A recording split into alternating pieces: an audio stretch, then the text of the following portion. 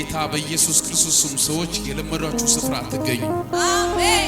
እናንተን የሰጣችሁ ስም በክርስቶስ ስም ይቀየር። አሜን። ከዚህ ሰከንድ ከዚህ ደቂቃ ጀምሮ ያደከማችሁ ቀንበር ከላያችሁ ላይ ይሰበር። ሸክም ከላያችሁ ላይ ተንከባለለ ይሁን።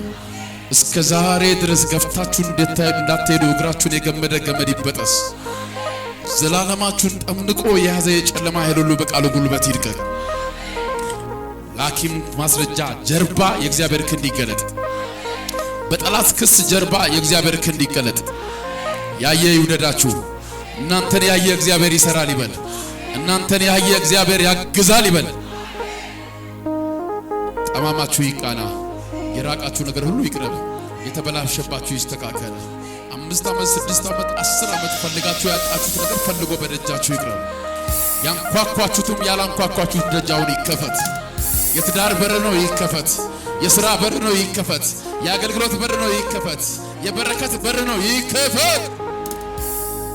ከዚህ እስከ 12 ሰዓት በእጅ ስልካችሁ የምስራች መስማት ይሁን። በእናንተ ላይ በሽታ ሆኖ፣ በእናንተ ላይ ዕዳ ሆኖ፣ በእናንተ ላይ ማጣት ሆኖ፣ በእናንተ ላይ ጉስቁልና ሆኖ እናንተና ኢየሱስን የሸፈነ ከዚህ ሰከንድ ከዚህ ደቂቃ ጀምሮ ያ መጋረጃ ከላያችሁ ላይ ይነሳ። ነግዳችሁ ትርፋማ ሁኑ።